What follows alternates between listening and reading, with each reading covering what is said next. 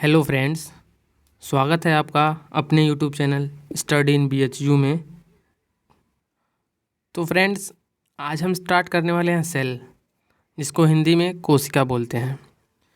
तो मैंने आपको पिछले चैप्टर में भी पढ़ाया था, बताया था कि हमारी जो बॉडी होती है बिलियंस ऑफ सेल से बनी होती है। जो सेल्स क्या होती है, हमारी बॉडी के स्ट्रक्चरल एंड फंक्शनल यूनिट होती हैं, संरचनात्मक और क्रियात्मक इकाई होती है। तो जो हमारी बॉडी क्या होती है, ऐसे देखिए छोटे छोटे जो हमारी बॉडी सेल्स है ना, ये सेल्स मिलके क्या बनाती है, हमारा टिश्यू बनाती हैं। क्या बनाती है? टिश्यू। और टिश्यू मिलके क्या बनाता है? ऑर्गन। और ऑर्गन मिलके क्या बनाता है? बॉडी बनाता है, एक शरीर का निर्माण करता है। सेल क्या होती है? स्ट्रक्चरल और एक फंक्शनल यूनिट, संरचनात्मक और क्रियात्मक इकाई होती है हमारी बॉडी की। तो अभी मैंने बताया, यहाँ पे देखिए, जैसे आपका जो घर बना है उसमें क्या उसकी बिल्डिंग ब्लॉक क्या है? सबसे स्मॉलेस्ट यूनिट क्या है? ईंट है। एक एक ईंट को रख के आपके घर में क्या बनाया गया है? दीवारें बनाई गई हैं, दीवारें। अब आप कहोगे सिर्फ ईंट से दीवारें थोड़ी बनी, उसमें सीमेंट में लगाया है, बालू लगाया है। तो सेल में भी ये सारे मटेरियल्स होते हैं, फ्लूइड होते हैं, उसमें कार्बोहाइड्रेट होता है, प्रोटीन होता है, फैट होता है, मिनरल्स होता है, विटामिन्स होते हैं। तो जैसे हमारे घर में जो ईंट, एक एक ईंट को रख के दीवार बनाया जाता है, कई दीवार मिलके एक कमरा बनता है। एक कमरे में चारों तरफ दीवार होती है। और उसके बाद क्या होता है, कई कमरे मिलकर अगर उसको हम सिस्टमेटिक रीअरेंज करें तो क्या बनता है? घर बनता है, मकान बनता है। तो सेम ऐसे ही हमारी बॉडी का ऑर्गेनाइजेशन है। जो हमारी सेल्स है ना, कोशिका, वो मिलके क्या बनाती है? टिश्यू बनाती हैं। क्या बनाती हैं? टिश्यू बनाती हैं। और कई टिश्यू मिलके क्या बनाते हैं? ऑर्गन, एक अंग को बनाते हैं। जैसे मान लीजिए लीवर एक अंग है, ऑर्गन है हमारी बॉडी का। तो उसकी जो हिपैटिक सेल, उसकी एक एक सेल को हिपैटिक सेल बोलते हैं। तो वो हिपैटिक सेल मिलके क्या बनाती हैं? एक ऑर्गन बनाती है, जैसे लीवर बनाती हैं। अब लीवर एक हमारी बॉडी बनाती है, बट हमारा अंग ही तो है पूरी। अब और लीवर हो गया, ऐसे सारे अंग मिलके हमारी बॉडी को क्या निर्माण करते हैं। तो सेम वैसे ही क्या होती है, सेल क्या है? हमारी बॉडी की स्ट्रक्चरल एंड फंक्शनल यूनिट है। तो चलिए अब स्टार्ट करते हैं। तो जैसे मैंने आपको हार्ट पढ़ाया था, उसमें एक टेक्निकल टर्म बताया था हार्ट के लिए, कार्डियो। हार्ट के लिए मैंने क्या बनाया था? कार्डियो। तो कार्डियो मैंने हार्ट के लिए बताया था। और हार्ट की स्टडी को मैंने बताया था, उसको कार्डियोलॉजी बोलते हैं, कार्डियोलॉजी। जब मैंने आपको हार्ट वाले चैप्टर में सारी चीज़ें बताई थी काफ़ी अच्छे में, अगर आपने वो वीडियो नहीं देखी तो देख लीजिएगा जाकर। तो सेम अब कोशिका की बात करते हैं। तो कोशिका के लिए टेक्निकल टर्म यूज होता है साइटो। क्या यूज होता है? साइटो। क्या यूज होता है? साइटो। क्या यूज होता है? साइटो। और कोशिका का अध्ययन कहलाता है साइटोलॉजी। कोशिका विज्ञान जिसे बोलते हैं, साइटोलॉजी, स्टडी ऑफ सेल क्या कहलाती है? साइटोलॉजी। क्या कहलाती है? साइटोलॉजी। अब देखते हैं साइटोलॉजी को। सबसे पहले अब बात सबके दिमाग में आती है कि सबसे पहले सेल को किसने देखा था। तो ये बात 1800 के करीब की, 1820-30 की बात है। तो सबसे पहले सेल को देखा था रॉबर्ट हुक ने। किसने देखा था? रॉबर्ट हुक ने। किसने देखा था? ये पूछता है। अब यहाँ से चैप्टर स्टार्ट हो रहा है, अब अपने मूड में आ रहा है चैप्टर, आप अब फोकस करिएगा। जो सबसे पहले सेल को किसने देखा था? रॉबर्ट हुक ने देखा था। रॉबर्ट हुक ने देखा था। तो उसने क्या देखा था? उसने डेड सेल को देखा था, उसने निर्जीव कोशिका को देखा था, जीवित कोशिका को नहीं देखा था उसने।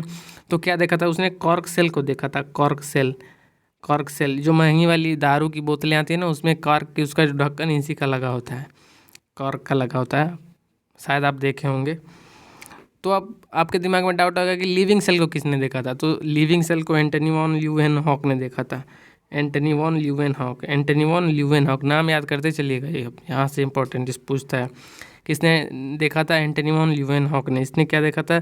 जीवित कोशिका को देखा था। क्या देखा था इसने? जीवित कोशिका को देखा था। कौन सी कोशिका को? जीवित कोशिका को।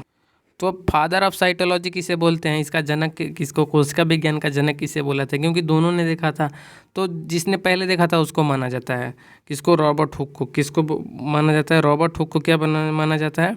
कोशिका का जनक, फादर ऑफ साइटोलॉजी बोला जाता है।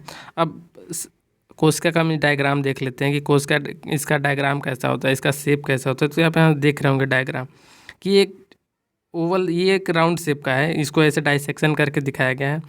तो जो कोशिका का सेल होता है वेरी करता है, डिफरेंट शेप की हमारी कोशिका होती हैं। जैसे हमारी बॉडी में मैं आपको बता दूं, जो हार्ट की सेल होती है ना, जो हृदय की जो कोशिका होती हैं, वो सिलिंड्रिकल होती हैं। जो हमारी मसल्स वाली कोशिका है ना, वो सिलिंड्रिकल होती हैं। और ये जो हमारी जो स्टमच की, जो इंटेस्टाइन की, ये जो एलिमेंट्री कैनाल है ना, इसकी जो सेल होती हैं वो स्पिंडल शेप होती हैं, इस शेप के होती हैं। स्पिंडल शेप अब क्या होता है, मैं आपको ड्रॉ करके बता रहा हूँ कि स्पिंडल शेप क्या होता है। तो स्पिंडल शेप ऐसे होता है, स्पिंडल शेप ऐसे होता है। उसका दोनों सेल दोनों एंड क्या होता है, टेपर्ड होता है। ऐसे ऊपर वाला भी ऐसे नुकीला होता है, ऊपर वाला भी पार्ट क्या होता है, ऐसे होता है, ऐसे स्पिंडल शेप ऐसे होता है। जो हमारा एलिमेंट्री कैनाल की सेल्स होती हैं वो क्या होती है, इस शेप की होती हैं। तो कोशिका का शेप वेरी करता है। अब इसमें देखिए कोशिका में क्या क्या होता है। तो कोशिका में आपको यहाँ दिख रहा होगा cytoplasm, cell membrane, mitochondria, nucleus. तो हम इन सबको वन बाय वन डिस्कस करेंगे। तो इसके बाद में थोड़ा सा हम देख लेते हैं कि सबसे बड़ी कोशिका कौन सी होती है। अब बात करें पूरे वर्ल्ड की, मतलब पूरे जानवरों की बात करें तो उसमें सबसे बड़ी कोशिका होती है ऑस्ट्रिच की। जो शुतुरमुर्ग होता है ना, उसका अंडा एक सेल ही मानते हैं, क्योंकि उससे भी एक जीव का ही निर्माण होता है। तो उसे क्या बोलते हैं, ऑस्ट्रिच, एग ऑफ ऑस्ट्रिच। सबसे बड़ा अंडा क्या होता है, सेल क्या होती है, एग ऑफ ऑस्ट्रिच, शुतुरमुर्ग का अंडा। अब बात करते हैं, हम अपनी बात कर लें कि हमारी बॉडी में सबसे बड़ा सेल कौन सा है, सबसे छोटा कौन सा है। तो हमारी बॉडी में सबसे बड़ा सेल क्या होता है, जो फीमेल का ओवम होता है, जिसे अंडाणु बोलते हैं। यहाँ पे आपको डायग्राम में देख रहे होंगे, यहाँ पे ये वाला जो डायग्राम है, ये कॉर्नर वाला, ये क्या है, ओवम का डायग्राम है, जो सबसे बड़ा होता है। अब मेल की बात कर लें, मेल में अब सबसे छोटा अब मैं आदमी की बात कर रहे थे, तो सबसे बड़ा हमने बता दिया फीमेल का वो होता है, ओवा होता है। और सबसे छोटा जो होता है वो मेल का स्पर्म होता है, जो जिसको हिंदू में शुक्राणु बोलते हैं। आपको डायग्राम दिख रहा होगा, ये जो डायग्राम देख रहे हैं आप, ये माइक्रोस्कोपिक है। माइक्रोस्कोप से देखने के बाद ये डायग्राम आप ऐसे इतना क्लियर देख पा रहे हैं। अब बात करें सबसे लॉन्गेस्ट की, सबसे लंबी कोशिका कौन सी होती है हमारी बॉडी में, तो न्यूरॉन होती है। जो ब्रेन की जो सेल्स होती है ना, जैसे जो वो सिर से लेके, अब देखो ब्रेन से लेके हमारे हाथ पैर सारी तक आई हुई हैं, उनका वो सबसे लंबी कोशिका होती है हमारी बॉडी की। अब आपको लगेगा कि लार्जेस्ट और लॉन्गेस्ट में क्या डिफरेंस है। तो लार्जेस्ट मतलब एक वो होता है लंबाई, मतलब ये लॉन्गेस्ट मतलब लेंथ में, और लार्जेस्ट मतलब ओवरऑल। जैसे कोई चीज़, मतलब अब देख लो फुटबॉल और क्रिकेट की बॉल देख लो, तो इसमें कौन सा है लार्जेस्ट, कौन सा है, फुटबॉल की बॉल। अब देख लो, और लॉन्गेस्ट मतलब लंबाई में, और लार्जेस्ट मतलब ओवरऑल देखते हैं। अब हमने इसको भी देख लिया। अब हम कवरिंग की बात करेंगे कि जो हमारा सेल है इतना इंपॉर्टेंट है कि हमारे बॉडी को भी निर्माण करता है। एक एक सेल मिलके हमारी क्या करती हैं, बॉडी को निर्माण करती हैं। तो इसके ऊपर तो कोई प्रोटेक्शन पाया जाता है ना, कवरिंग तो पाई जाती होगी, कोई कवरिंग इसको कोई प्रोटेक्ट देने के लिए। तो जो सेल की कवरिंग होती है उसे सेल मेम्ब्रेन बोलते हैं। यहाँ पे आपको दिख रहा होगा डायग्राम में, यहाँ देखिए सेल मेम्ब्रेन क्या है, सेल मेम्ब्रेन, इसको हिंदी में कोशिका भित्ति बोलते हैं। तो अब कोशिका भित्ति के बारे में थोड़ा सा जान लेते हैं कि ये जो आउटर कवरिंग है ना, कोशिका भित्ति, ये सारे जानवरों में होती है, सारे जानवरों में और प्लांट में, पौधों में, सब में होती है। ये कोशिका भित्ति सब में पाई जाती है। अब ये किसकी बनी होती है, तो ये कार्बोहाइड्रेट, प्रोटीन और फैट की बनी होती है। क्या होती है, कार्बोहाइड्रेट, प्रोटीन और फैट की बनी होती है। जैसे मान लो आप सब्जी लेने गए बाजार में, तो वहाँ आप क्या आलू प्याज टमाटर लिए, तो क्या एक पॉलीथीन में करके देता है। तो सेम वही चीज़ें हैं, जो सेल की कवरिंग है इसके अंदर ये सारे मटेरियल आपको दिख रहे हैं, डीएनए, आरएनए, एंडोप्लाज्मिक रेटिकुलम, ये सारे मटेरियल्स रखे हुए हैं। तो इसको पैक करने के लिए, इसको एक साथ बांध के रखने के लिए क्या होती है, सेल मेम्ब्रेन होती है। जैसा भी मैंने बताया कि आप बाजार गए, आलू मटर प्याज टमाटर ले रहे हो, तो वो किस में देता है, एक पॉलीथीन में देता है। इसे हाथ में तो आपको देता नहीं है, हाथ में लोगे तो फैल जाएगा रोड पे ही, आप ले नहीं आ पाओगे, तो वो पॉलीथीन में करके दे देता है। तो सेम यही है, ये जो सारे ऑर्गेनेल्स इनको एक साथ रखने के लिए क्या करना पड़ता है, एक मेम्ब्रेन में बांधना पड़ता है। तो वो मेम्ब्रेन क्या होती है, सेल मेम्ब्रेन, जिसको हिंदी में क्या बोलते हैं, कोशिका भित्ति। अब देखिए ये किसका बना होता है, कार्बोहाइड्रेट, प्रोटीन और फैट का। अब एक और कवरिंग होती है, जो ये सेल मेम्ब्रेन तो सारे में होती है, जानवरों में, पौधों में, सब में होती है। जानवर में सारी चीज़ आ जाएंगे, हम भी आ जाएंगे, गाय भैंस कुत्ता भेड़ लामर सियार सब आ जाएंगे, और पूरे प्लांट आ जाएंगे। अब एक और कवरिंग होती है, सेल वॉल। ये जो सेल मेम्ब्रेन है इसके ऊपर की कवरिंग होती है, ऐसे ऐसे ऐसे ऐसे क्या होती है, इसके ऊपर की कवरिंग होती है, इसकी कवरिंग होती है। अब आप पूछोगे कि ये सारे में होता है ये सेल मेम्ब्रेन, तो हाँ सारे जानवरों में, वायरस फंजाई बैक्टीरिया सब में होती है ये सेल मेम्ब्रेन। अब बात करें सेल वॉल की, तो सेल वॉल क्या किस में होता है, तो जो सेल वॉल होता है ना, वो सिर्फ प्लांट में होता है, कुछ वायरस में फंजाई में होता है, और बैक्टीरिया में, वायरस में होता है, फंजाई में होता है, और ये प्लांट में होता है। जो सेल वॉल की, यहाँ पे एक क्वेश्चन याद रखिएगा, जो एनिमल होता है ना, जो जानवर हम लोग हैं, जितने भी जानवर है, गाय भैंस ये हो गए, इन सब की जो सेल मेम्ब्रेन के ऊपर सेल वॉल की कवरिंग नहीं होती है। ये जो ग्रीन वाली जैसे मैंने बताया ना सेल वॉल, तो इन सब में, एनिमल में सेल वॉल नहीं पाया जाता है। सेल वॉल सिर्फ प्लांट में पाया जाता है, फंजाई में पाया जाता है, बैक्टीरिया में पाया जाता है, एल्गी में पाया जाता है, इन सब चीज़ों में। तो देखिए अब जो सेल वॉल में बता रहा था, जैसे डबल वाली कवरिंग, मान लीजिए आप कहीं भी बाजार गए तो वहाँ ज़्यादा भारी सामान आप ले रहे हो, मान लीजिए आप आयरन की दुकान पे गए, हार्डवेयर की दुकान पे गए, वहाँ आपको कांटी लेना है, कील लेना है, तो वो आपको पॉलीथीन में लोगे तो आप वो सब फाड़ के निकल जाएगा पॉलीथीन। तो दुकान वाला क्या करता है, अगर आप कुछ नहीं ले गए हो तो क्या करता है, एक पेपर में रखता है, कांटी को एक पेपर में रख के तब वो पॉलीथीन में रखता है ताकि वो पॉलीथीन फटे ना। ऐसा आप सबके साथ हुआ होगा, आप गए होगे तो ऐसा सबके साथ हुआ, तब वो देता है। अगर सीधे वो उसमें रख देगा तो फाड़ के निकल जाएगा। या फिर हम घर से झोला लेके जाते हैं, अब देखो क्या हो उसको हार्ड प्रोटेक्शन के लिए, तो देखो क्यों प्लांट में इसकी ज़रूरत पड़ी। मान लो अगर एनिमल को कोई हर्ष हैबिटेट या कोई मतलब खतरा है तो एनिमल भाग सकता है, वहाँ से भाग जाएगा। क्या होगा, वहाँ से भाग जाएगा एनिमल, क्या होगा, भाग जाएगा। प्लांट थोड़ा ही भाग पाएगा, वो एक जगह खड़ा ही रह जाएगा। एनिमल क्या करेगा, भाग जाएगा। प्लांट एक जगह क्या करेगा, खड़ा ही रह जाएगा। तो उसे कोई नुकसान ना पहुंचाए उसकी सेल को, तो उसके ऊपर क्या होती है, सेल वॉल की कवरिंग होती है। क्या होती है, सेल वॉल की कवरिंग होती है। नेचर ने देखिए उसको कैसा प्रोटेक्शन दिया है, क्या होती है, कवरिंग होती है। तो अब बात करें, यहाँ पूछ लेते हैं एक क्वेश्चन की, जो प्लांट होता है उसका सेल वॉल किसका बना होता है। जो प्लांट का सेल वॉल होता है ना, प्लांट का जो सेल वॉल होता है वो सेलुलोज का बना होता है। क्या होता है, सेलुलोज का बना होता है। अब बात करें फंजाई का, भी मैंने बताया प्लांट में होता है, फंजाई में होता है। तो फंजाई का किसका बना होता है, काइटिन का बना होता है। आप इसको नोट डाउन कर लीजिएगा अपनी बुक में, किसका फंजाई का फंजाई को कवक बोलते हैं हिंदी में। फंजाई का किसका बना होता है, काइटिन का प्लस पॉलीसेकेराइड का बना होता है। और एल्गी का किसका बना होता है, तो एल्गी का बहुत सारा उसमें मटेरियल होता है, एल्गल होता है, उसमें बहुत सारा होता है, सेलुलोज होता है, पैक्टिन होता है, कुछ मिनरल्स होते हैं। अब बात करें बैक्टीरिया की, जो बैक्टीरिया होते हैं उनका किसका बना होता है। तो जो बैक्टीरिया होते हैं ना, उनका जो सेल वॉल होता है एन स्टाइल नाग और नाम का बना होता है, NAG।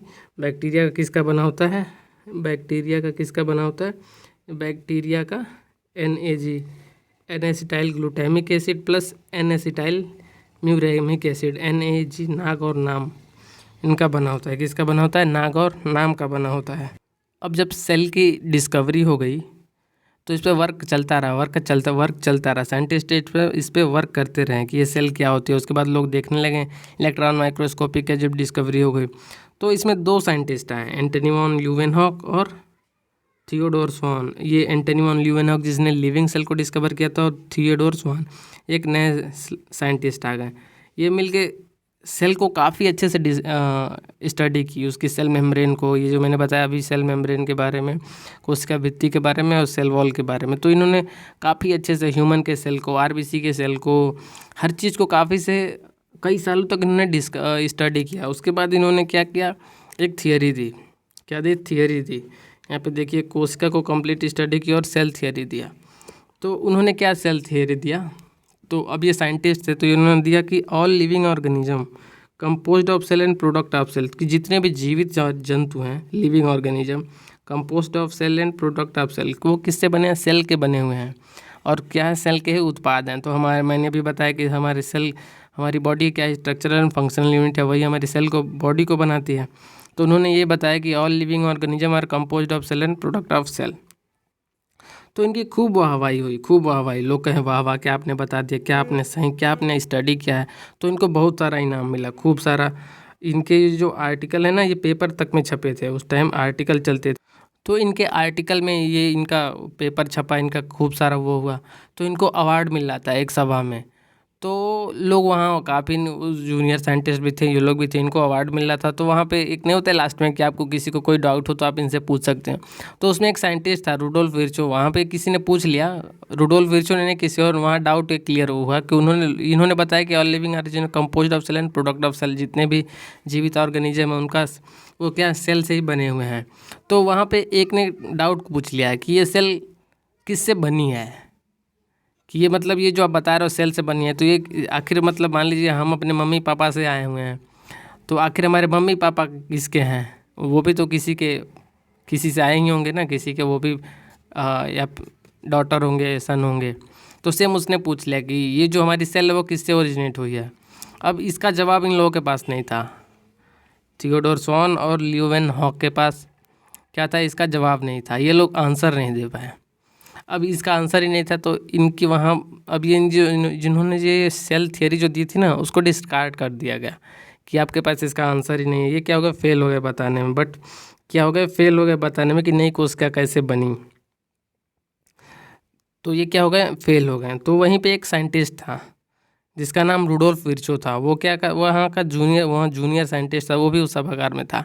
अब उसने इस मौके का फ़ायदा उठाया। क्या किया, उसका फ़ायदा उठाया, क्योंकि इन्होंने एंटनी वॉन ल्यूवेनॉक और थियोडोर स्वान ने काफ़ी मेहनत की थी, 75% मेहनत की थी। अब इसको बस 25% मेहनत करनी थी, इसको पता लगाने में कि कैसे नई सेल बनी, क्या हो, कैसे नई सेल बनी। अब इसने तुरंत मौके का फ़ायदा उठाया। इसने क्या किया, अब गया स्टडी में लग गया 5-6 साल। इसने भी स्टडी की, रिसर्च की कि आखिर इसने भी पता लगा कि कैसे न्यू सेल बनी, और इसने अपना थ्योरी ला दी। इसने 5 साल बाद अपनी थ्योरी लगा दी 1858 में। इसने अपनी नई सेल थ्योरी दी, इसको क्या बोलते हैं, मॉडर्न सेल थ्योरी। अभी क्वेश्चन पूछता है कि मॉडर्न सेल थ्योरी किसने दी थी, तो रुडोल्फ विर्चो ने दी थी। आप इसको याद कर लीजिएगा, मॉडर्न सेल थ्योरी किसने दी थी, रुडोल्फ विर्चो ने। किसने दी थी, रुडोल्फ विर्चो ने। तो इसने जो उनका जो फर्स्ट वाला कॉन्सेप्ट था कि all living organism composed of cell and product of cell, तो इसने उसको ऐसे ही रहने दिया, उसमें कोई चेंज नहीं किया। जो दूसरा वाला था वो बता नहीं पाए कि नई सेल कैसे बनी, तो इसने उसका आंसर दे दिया कि प्री एग्जिस्टिंग सेल, जो पुरानी वाली कोशिका है उसी से बन गई नई वाली कोशिका। बस इसका यही आंसर था। और इसने क्या दिया, मॉडर्न सेल थ्योरी प्रपोज कर दिया इसने। देखिए ये देखिए, और इसने एक वर्ड दिया, एक टर्म दिया, ओमनी सेलुला ई सेलुला, ओमनी सेलुला ई सेलुला। इसको याद रख लीजिएगा, लिख लीजिएगा, ये पूछा हुआ टर्म है। ये पूछा था कि ओमनी सेलुला ई सेलुला 2016 में आया था, ये नीट 2016 में, कि ओमनी सेलुला ई सेलुला किसने दिया, तो रुडोल्फ विर्चो ने दिया।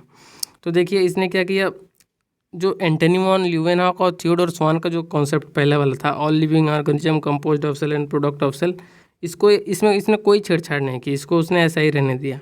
बस जिसको वो बता नहीं पाया उसमें उसने चेंज कर दिया। क्या, all living organism arise from pre existing cell. जो जितने भी लिविंग ऑर्गेनिज्म आपको दिख रहे हैं ना, ये पुरानी वाली सेल से ये ओरिजिनेट हुए हैं। इनका ओरिजिन पुरानी वाली सेल से हुआ है। किससे, पुरानी वाली सेल से इनका ओरिजिन हुआ है। अब यहाँ यही क्वेश्चन पूछता है कि एंटनी वॉन ल्यूवेनहॉक क्या किसको फेल हो गए, क्या एक्सप्लेन नहीं कर पाए, तो वो ये एक्सप्लेन नहीं कर पाए कि नई वाली सेल कैसे बनती है। ये याद रखिएगा, यही पूछता है कि एंटनी वॉन ल्यूवेनहॉक क्या किस में फेल हो गए। और रुडोल्फ विर्चो ने क्या दिया, तो रुडोल्फ विर्चो ने ये दिया, all living organism composed of cell and all living organism rise from pre existing cell, Rudolf Virchow ने दिया। और एक और टर्म, ये ओमनी सेलुला ई सेलुला, किसने दिया था, रुडोल्फ विर्चो ने। तो अब हमने सेल को पढ़ लिया, सेल के शेप को देख लिया, स्ट्रक्चर को देख लिया। अब देखते हैं सेल के अंदर क्या भरा हुआ है। कि अभी तब बात कर रही थी झिल्ली की कि उसके अंदर मैंने बताया कि आप बाजार जाते हो, आलू प्याज मिर्चा वो पॉलीथीन में रख के लाते हो, तो सेम इस सेल मेम्ब्रेन के अंदर क्या क्या है। तो सेल मेम्ब्रेन के अंदर बहुत सारे कंपोनेंट हैं। क्या है, बहुत सारे कंपोनेंट हैं जो हमारी डेली को एक्टिविटी को परफॉर्म करते हैं। जैसे मैंने बताया था माइटोकॉन्ड्रिया, मैं आपको पढ़ा चुका हूँ, उसमें मैंने बताया था कि माइटोकॉन्ड्रिया क्या करता है, एनर्जी प्रोड्यूस करता है। क्या करता है, एनर्जी प्रोड्यूस करता है। उसके बाद क्या होता है, क्लोरोप्लास्ट होता है। क्लोरोप्लास्ट तो मेनली प्लांट में होता है। अब पूछो कि क्या सारे सेल सेम होते हैं प्लांट और एनिमल के, तो सेल तो सेम होते हैं एक्चुअली। उसमें प्लांट में सेल वॉल की कवरिंग होती है, एनिमल में सेल वॉल नहीं होता है।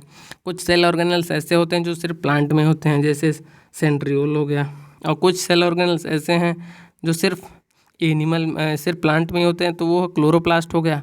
ये क्लोरोप्लास्ट क्या होता है, सिर्फ प्लांट में ही होता है, एनिमल में नहीं होता है। माइटोकॉन्ड्रिया, न्यूक्लियस, ये DNA, RNA, lysosome, endoplasmic reticulum, ये दोनों में पाए जाते हैं। क्या होता है, दोनों में पाए जाते हैं। तो देखिए 1 बाय 1 को देखते हैं। हमने माइटोकॉन्ड्रिया को पढ़ लिया, तो देखते हैं साइटोप्लाज्म क्या होता है। तो फर्स्ट क्या है, साइटोप्लाज्म। यहाँ पे आपको दिख रहा होगा साइटोप्लाज्म। तो साइटोप्लाज्म मेन 90% एरिया होता है सेल का। क्या होता है, साइटोप्लाज्म क्या होता है, 90% एरिया होता है, जिसमें क्या होता है, ये एक लिक्विड होता है। क्या होता है, लिक्विड होता है, जिसमें क्या होते हैं, सारे सेल ऑर्गेनल। जैसे ये माइटोकॉन्ड्रिया हो गया, क्या हो गया, ये माइटोकॉन्ड्रिया हो गया, एंडोप्लाज्मिक रेटिकुलम है, लाइसोसोम हो गया, राइबोसोम हो गया, गोल्गी apparatus, क्या होता है, इसमें तैरते रहते हैं। ये क्या होता है, जो साइटोप्लाज्म होता है ना, ये फ्लूइड वाला पोर्शन होता है। फ्लूइड वाला पोर्शन देख रहे हैं ना, ये जितना फ्लूइड है ये क्या, साइटोप्लाज्म है। इसके बाद जो सारे ऑर्गेनल्स हैं इसमें क्या होता है, तैरते रहते हैं। तो साइटोप्लाज्म क्या है, मैंने बताया साइटो को उसका के लिए एक टर्म यूज करते हैं, और लिक्विड प्लाज्म मतलब एक प्लाज्मा मतलब लिक्विड होता है। तो साइटोप्लाज्म क्या हो गया, पूरा एक लिक्विड एरिया हो गया। क्या हो गया, लिक्विड एरिया हो गया। साइटोप्लाज्म क्या हो गया, पूरा लिक्विड हो गया। इसमें इतने ऑर्गेनल्स होते हैं, chloroplast, centriole, mitochondria, endoplasmic reticulum, lysosome and ribosome. हम एक एक को डिस्कस करेंगे काफ़ी अच्छे से डिस्कस करने वाले हैं एक एक ये ऑर्गेनेल्स को। हमने माइटोकॉन्ड्रिया को डिस्कस कर लिया, तो अभी आप सोचोगे कि ये सारे ऑर्गेनेल्स सेम होते हैं प्रोकैरियोटिक सेल में, यूकैरियोटिक सेल में? तो नहीं, सब में सेम नहीं होते हैं एक्चुअली। इसमें ये जो कुछ मेम्ब्रेन होते हैं डबल मेम्ब्रेन होते हैं, कुछ ऑर्गेनेल्स होते हैं जो डबल मेम्ब्रेन होते हैं, जैसे माइटोकॉन्ड्रिया हो गया। जैसे माइटोकॉन्ड्रिया, मैंने माइटोकॉन्ड्रिया पढ़ाया था तो बताया था outer membrane inner membrane. Same ऐसे क्लोरोप्लास्ट में भी होता है, उसमें भी आउटर मेम्ब्रेन इनर मेम्ब्रेन। और कुछ कुछ ऑर्गेनेल्स ऐसे हैं जिसमें सिंगल मेम्ब्रेन होती है, एक ही मेम्ब्रेन होती है, उसमें दो झिल्ली नहीं लगी होती है। अभी आपको मैंने बताया ना सेल मेम्ब्रेन, इसके अंदर ये जो सेल ऑर्गेनेल्स है ना, इनके ऊपर भी झिल्ली होती है। अब इनके ऊपर भी क्या होती है, झिल्ली होती है। जैसे आप सब्जी खरीदने का तो पॉलीथीन हो गया, पॉलीथीन के अंदर प्याज है तो प्याज के ऊपर भी तो एक सूखा सा लेयर होता है ना, तो सेम ऐसे ही ये झिल्ली के अंदर रखे हुए आलू प्याज टमाटर हो गए और इनकी ये कवरिंग। तो इसमें किसी किसी की डबल कवरिंग होती है, किसी किसी क्या होती है, सिंगल कवरिंग होती है। तो अब सिंगल कवरिंग कौन होती है, डबल कवरिंग कौन होती है, ये हम एक एक ऑर्गेनेल्स को जब हम पढ़ेंगे तो क्या करेंगे, अच्छे से डिस्कस करेंगे। अभी आप अब ये भी मैंने बता दिया कि कौन कौन से प्लांट में होते हैं, कौन कौन से एनिमल में होते हैं। तो अब हम अगले वीडियो में मिलते हैं, तो अगले वीडियो में हम इन एक एक सेल ऑर्गेनेल्स को कंप्लीट डिटेल्स में पढ़ेंगे। तो अगर वीडियो पसंद आई हो तो लाइक करिए, शेयर करिए और चैनल को सब्सक्राइब करना बिल्कुल भी मत भूलिएगा। तब तक मिलते हैं, जय हिंद, वंदे मातरम।